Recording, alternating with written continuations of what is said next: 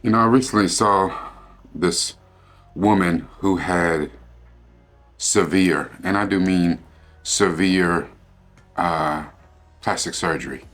She had her lips done, beat out to here. She had her cheeks done. Her eyes were sunk in, but they were real big. She had like parts of her ribs taken out so that her waist could be extremely, extremely small. But she got a BBL.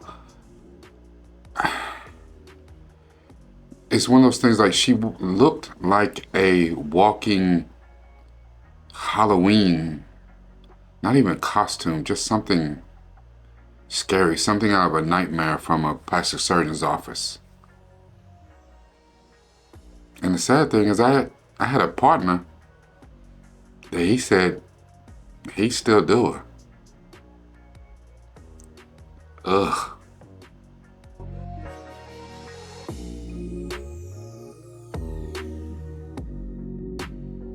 Hello, Governor. This is Rakai Steed, Noob from the Ville. Real quick recap about the Crimson Horror, Doctor Who, Season 7, Episode 12, I think we're on. This I call Perfection Kills. And it's basically, you have the Paternoster gang, which we've seen them before. Mostly people remember them from A Good Man Goes to War, Season 6. You have Madame Vastra, you have her wife, Jenny, and the Santarn, Strax. They're hired to find a lady's missing friend, but his body turns up in the river. He's all covered in some kind of red. He's like his body's painted red.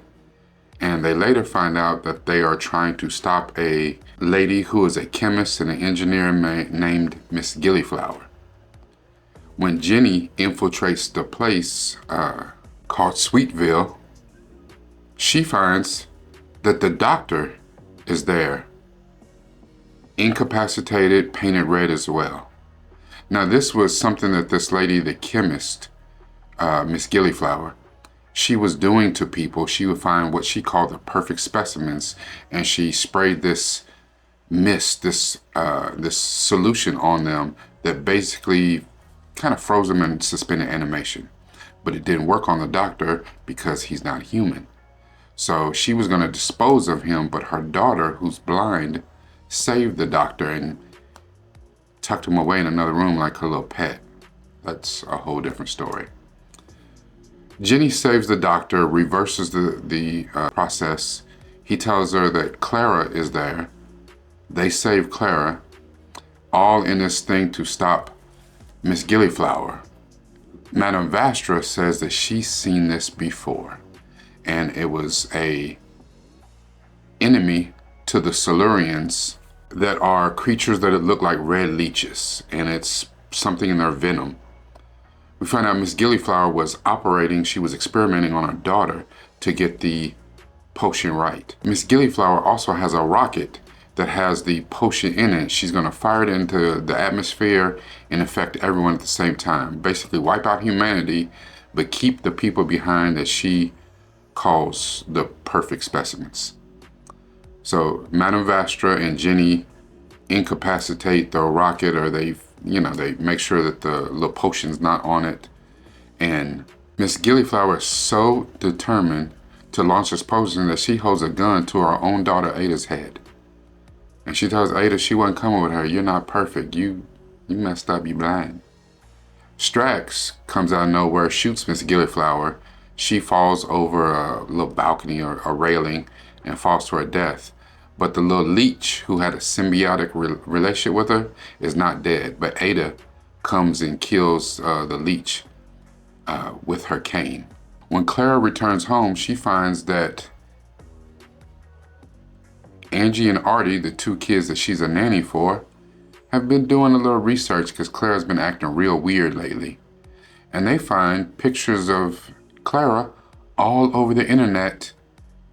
The problem with that is that they're in all different times in history, in all these places hundreds and thousands of years ago where Clara should not have been. But all these pictures, a dead ringer for Clara. So she breaks down and kind of tells them what's up, and they demand to go with her to experience the stuff that Clara's experienced. You know that I love my quotes. So here's a particularly good one from Marion Woodman. And she says, "To strive for perfection is to kill love, because perfection does not recognize humanity."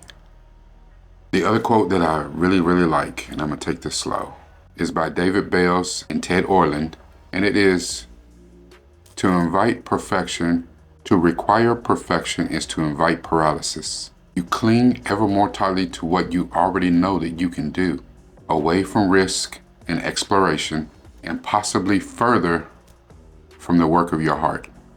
Striving for perfection is absolute madness. It's madness, and as you heard in the two quotes, it's not something that's realistic. Allegedly, there's only been one perfect being that's walked the earth. Now, I have seen some women and I'm like, oh, she's perfect. And of course we know that's not true. That might mean that aesthetically to your eyes, they're pleasing, might be perfect. But we know the thing that of a perfect human does not exist. There is a flaw somewhere. And the point of it is our flaws are what make us human. Perfection is a myth. You can strive for greatness. You can strive for perfection, but it does not exist. You are chasing an unattainable idea. The problem with that is it can lead to destructive and unhealthy patterns, habits, a mindset. It can cause you unnecessary stress, anxiety, and even self-doubt. There's a lot of people that shut down mentally because they felt that their actions, whatever it might be, were not close enough to perfect. And the expectations that you place on yourself can absolutely drive you to madness. Miss Gillyflowers' idea of perfection is also to be questioned, because who says who or what is perfect? I might think that the Shar-Pei is the perfect dog, and someone else might tell me I'm out of my mind, is actually the Rottweiler. Or it's not a dog at all, it's a cat. Who's to say? I might like women with very round, voluptuous bodies, but you might like small, slim, agile, athletic frames. You might like people that wear glasses. You might like short hair as opposed to long hair. You might like blue cars and can't stand white cars. Perfection is in the senses of the beholder. That is the beauty of the human condition. You have the wherewithal, the choice to like, prefer whatever it is that you like and you prefer. And that includes with you.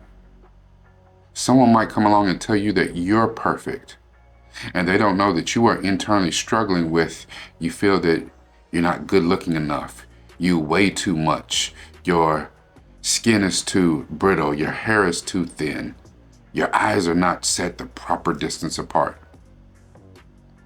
Now, the thing about beauty is, for most people, what we consider beauty is because they are aesthetically pleasing. And all that means is, in a world of geometry, that means that they are symmetrical. When you look at this half of their face, that means that it is micro imperfections, like it is really closely aligned to the other side of the face. Now, I've seen some people that are symmetrical and they look a hot mess. Because all that means to me is that one side of your face that you was worried about being symmetrical is symmetrical with the other hot mess of a face that you got on the other side. And you know, and who am I to say what looks good or what doesn't? There's somebody for everybody. Hell, I'm single And I am quite dashing, debonair, and handsome. And there are some people that march straight out of Mud Duck University that are booed up right now. What do I know? All in all, find what works for you. It does not have to be perfection. Find greatness. Find great. Find good, but not perfection. This is Rakai Steed, Noob from the Ville. Make sure to like, comment, share. And if you've not hit the subscribe button, hit the subscribe button. Remember, whatever you do, it's got to be about this, but even more importantly, it's got to be about this.